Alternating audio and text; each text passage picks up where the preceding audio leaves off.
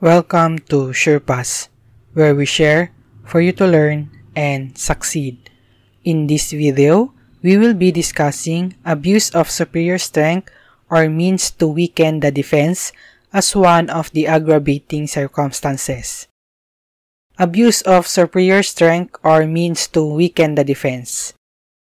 It is an aggravating circumstance wherein the offender takes advantage of superior strength or employs means to weaken the defense of the victim in committing the crime. Ito ay isang aggravating circumstance kung saan sinamantala ng salarin ang pagiging malakas niya o gumamit ng paraan upang pahinain ang kakayahan ng biktima na makadepensa sa sarili habang isinasagawa ang krimen. Kailan masasabing mayroon itong aggravating circumstance na ito? First, when the offender purposely uses excessive force out of proportion to the means of defense available to the person attacked. Ibig sabihin, sobra ang lakas na ginamit kahit ang biktima ay mahina o walang armas at hindi na kailangan ang ganong klaseng lakas para ma-accomplish ang crime na gusto ng accused. Second, if there is notorious inequality of forces between the victim and the aggressors and weapons used.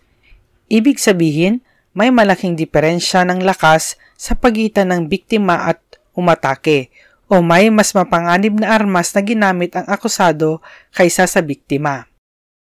Take note, the victim need not be completely defenseless in order for the said aggravating circumstance to be appreciated. If the victim is completely defenseless, treachery should be appreciated.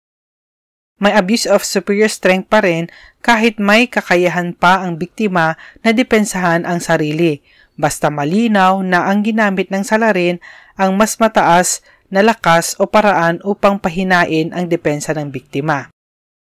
Kung wala talaga siyang laban o depensa, treachery na ito. We will discuss treachery in the next video. Example: ang biktima si Abigail ay isang batang babae at walang armas nang siya ay marahas na pinatay ng akusado. Sa kabilang banda, ang akusado ay isang lalaking nasa legal na edad, isang construction worker at may dala pang crowbar noong pinatay niya si Abigail. Dito sa senaryo na ito, walang duda na ang akusado ay mas malakas at mas may kakayahan sa pisikal kumpara sa inosenteng si Abigail. Tapos may dala pa siyang crowbar. Thus, appreciated yung abuse of superior strength as an aggravating circumstance. Thank you for watching. If you like this video, don't forget to share it and to subscribe.